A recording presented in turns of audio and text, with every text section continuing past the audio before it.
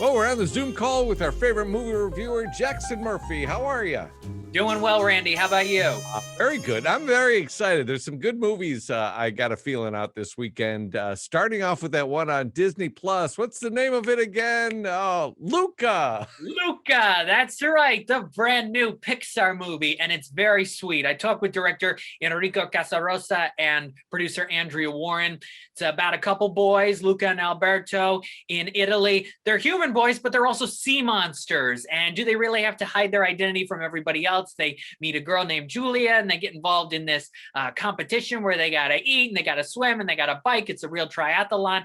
There's a lot going on. It's very nice. It's almost classic Pixar in a sense when you get to the third act of this film.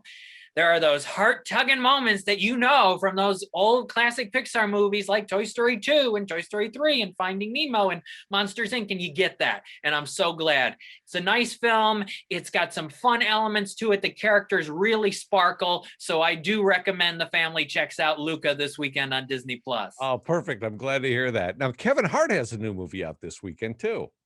And it's a little more of a dramatic side of Kevin Hart, which we've seen in some movies over the years, including The Upside. But in Fatherhood, which is based on a memoir and a true story, he plays a new dad who unfortunately loses his wife just after she gives birth to their daughter. And so now he's got to raise her on his own, but he's got some friends and he's got his mother and he's got his wife's mother here to help as well. And the movie is really straightforward. It goes down a path. You know what's going to happen. It's very cliched. Some people may find it relatable, though, in spots with the new Fatherhood and all that comes with it.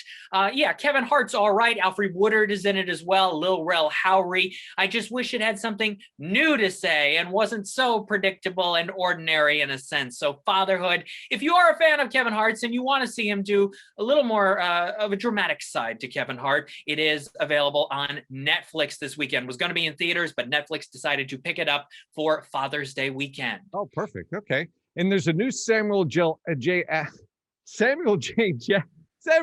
Jackson movie out. And I love the name of the movie. Yes, Hitman's Wife's Bodyguard. You may have seen the Hitman's Bodyguard, which came out 4 years ago.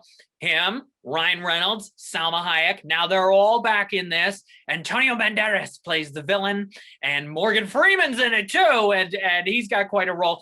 This is one of my least favorite movies of the year so far. It's another one of these. I know. Global espionage. Everybody's, shooting each other and fighting. And yeah, it's bad comedy. The comedy is lame and lazy and stale. And it's Sam Jackson and Ryan Reynolds doing their usual shtick. It's unfunny. It's unsuccessful with the action, with the character development, with the direction even. It's very shaky when it comes to the action and just annoying. I hope studios don't keep making these kinds of movies that just don't work. Hitman's Wife's Bodyguard. It's been in theaters since Tuesday night. Do not recommend. Well, we got a true story out this weekend. What's this one about? Sports drama. It's good. Football drama. 12 Mighty Orphans in the theaters based on the true story of the 1938 Texas high school football Mighty Mites team. You've got Luke Wilson and Martin Sheen. They're terrific together as the coach and the assistant coach. And it's not only inspiring, but you latch on to the characters. They're easy to latch on to because everybody is likable. It has something meaningful to say. And you learn new things about the game of football, including the modern offense plays. You learn how they were invented. Robert Duvall even shows up in the scene. It's a good film. It's a strong movie, even though we're not in football season right now.